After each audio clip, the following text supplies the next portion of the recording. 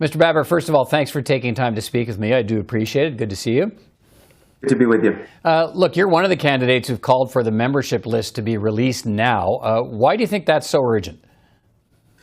Look, following the membership period, candidates have a very short time to try and appeal to the membership and make their case. And every day that goes by without the membership list being provided to us provides us with less opportunity to make our case to the members.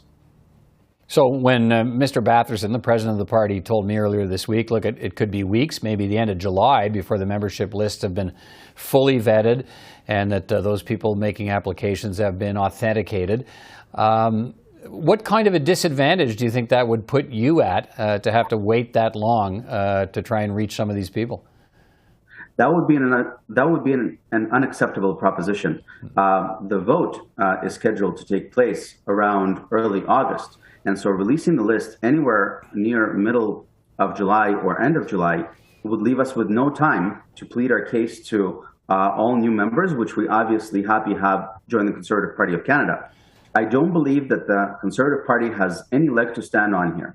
We know that they were able to release up-to-date lists as candidates were verified. That's because everybody's signing up their memberships through the same portal. All the online portals lead to one portal, and that's the back end of the Conservative Party of Canada. Mm-hmm. We understand that releasing the list at this point can be subject to some duplication or some inaccuracies, can miss certain paper memberships, but that is better than denying candidates such as myself an opportunity to approach the membership. Okay, the Poilievre campaign says it sold more than 312,000 memberships. Patrick Brown says he sold 150,000. How many did you sell?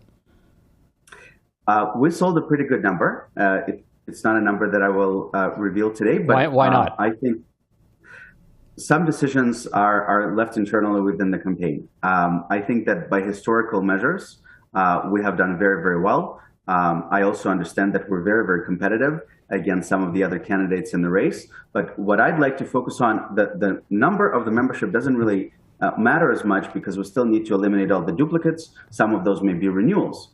What is important is how these members vote. And the inability to contact these members, to call them, to persuade them, to speak to them directly is something that should not be denied of any candidate. Right, but if you're Pierre Poilievre and you sold 312,000 memberships, and Roman Baber won't say how many he sold, but I'm assuming it's not that many. You're the Poilievre campaign. You're saying, why should we give access to Roman Baber to all the people we signed up? He'll get it when everybody else gets it when the party says so. Because that's how the leadership works, in that after the membership cutoff, candidates are given the opportunity to persuade members and to plead their case. Also, the rules provide for that clearly. Rule 2.6.4 suggests that the party shall circulate the membership list, the preliminary national list, after the membership cutoff date. And so there's absolutely no reason why the party cannot provide an interim list or a preliminary list subject to duplication and inaccuracies. That's fine. But I think it's important to preserve the spirit of the contest, which is to allow candidates to potentially appeal to all those new members. Right. But the way it works, right, is you and I'm not saying there's anything wrong with this. This is the way the system works. You get a list of, this preliminary list gets released, and there's 312,000 people that Pierre Poilievre says he signs up. You get to go contact those people and try to, what's the plan? Talk them out of voting for Mr. Poilievre and voting for you? Well, so first of all, it's not something that I request. It's actually the rule, and that is the spirit of the contest. But yes, absolutely, we want to make our case not just to Mr. Poilievre's members. We want to make a case to all members to suggest that our message of democracy is resonating coast to coast. I believe the Canada is at a crossroads. We've never seen such unprecedented censorship. We have a bill making its way through the Senate that allows essentially border agents to search your mobile devices without probable cause. We still see 20% of Canadians, close to 20% of Canadians treated like second-class citizens. We saw an invocation of the Emergencies Act, a successor to the War Measures Act, that was predicated on false pretenses by government. and probably wasn't lawful given that other legislation was available. We're raising a lot of issues, and there's excitement around our campaign. It's certainly something that we want to talk to you about. Okay, but you know as well as I know that numbers say a lot of things, and they can speak to momentum, they can speak to interest in a campaign. When you say your campaign's resonating across the country, tell me your numbers. Prove to me by the people you signed up that it's resonating across the country. Look, I think that there's no question that our campaign continues to exceed expectations. First, because as you know, I've been asked to leave the Conservative caucus of Doug Ford about a year and a half ago because of my opposition to the lockdowns. There was some question as to whether my application will be approved. Then there was a suggestion that there is no way that Roman Baber's campaign is going to raise the $300,000 plus the $53,000 in administrative fee, $353,000 to get on the ballot. We did just that. With no institutional money. Yeah, okay, well, this would follow in our conversation. So you've hit all the benchmarks. You've exceeded expectations. Sure. Presumably, you exceeded expectations on the numbers of people you signed up. How many did you sign up? You actually, the nature of your question reminds me of the question of Pierre Poilievre to Jean Charest when he was asking how much and combien. I appreciate the question. I could say combien too. I speak French, but I won't. So I appreciate that. But nonetheless, so my application was approved. We've raised the money.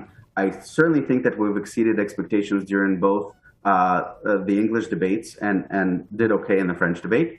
And we're also hearing of a lot of supporters that previously supported other potential candidates switching over to our campaign. So we think that we can do very well during persuasion. The other thing that a lot of membership doesn't understand is that it's a ranked ballot, is that you can rank Roman Baber first, and if you think that especially if you think that Roman Baber is going to fall off the ballot early because no one wins until we get to 50%, and then rank another candidate, a more popular candidate, to make sure that the message of freedom and democracy that we've been talking about for the last couple of years is represented within the Conservative Party of Canada. Okay, when you see these kinds of numbers, and again, you've had a chance to talk about the things you've stood for in the campaign as well, too, and ask it in this context. When you look at the numbers Mr. Poilievre says in memberships he sold, do you think that guarantees him a first ballot victory or no?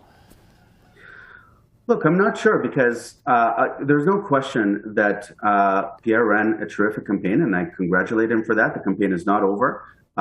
I'm also excited for the Conservative movement because this is indeed a record number of memberships.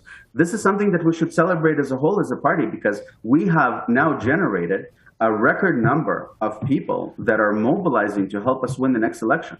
But I don't think that membership numbers necessarily mean anything. And I would encourage every campaign to agree to insist on the Conservative Party releasing the preliminary list so we can plead our case to the membership. That's how the rules were designed. No one should benefit. No one should be able to shield their members just because the Conservative Party is behind 6 to 8 weeks. And nor should that prejudice any campaign. But on the whole, I congratulate all campaigns on running this record number. I'm excited for the Conservative movement, and I'm excited for the conclusion of this race. Okay, let's finish on this because you touched on it earlier. Let me ask you about the Ontario election results. And you touched on it. You had your falling out with Doug Ford over lockdowns and the pandemic response. You left kicked out of the PC caucus. But look, Doug Ford went even bigger this time in Ontario by broadening the party's appeal in Ontario outside the traditional base. And I'm wondering what you think the message is in his victory for federal Conservatives who need to win, obviously, a lot more seats in Ontario to win a federal election.